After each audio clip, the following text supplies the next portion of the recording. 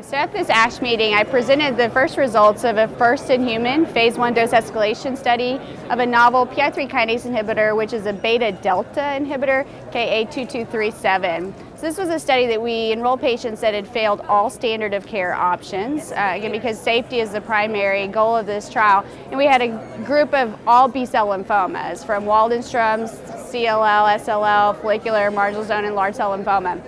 And again, in a phase 1 study where we're really trying to identify what the target dose is, it's surprising when you see any signs of efficacy, and that's what was striking in this study, is we did have an overall response rate of about 37%, and we also had patients that were on drug for over a year because they were responders.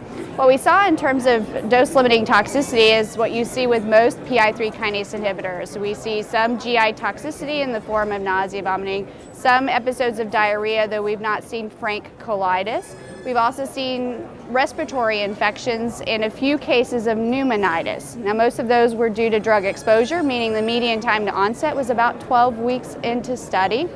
So again, this is a class effect, we think, in many ways. We didn't see any new toxicity, again, including the beta inhibition, which is unique to this molecule. So we've identified what the recommended phase 2 dose is, and this is a drug that could be explored further, particularly in high-risk B-cell lymphoma subtypes, such as BTK-inhibited or BTK-failed mantle cell lymphoma, or CLL that's failed your standard BCL2 and BTK inhibitors previously.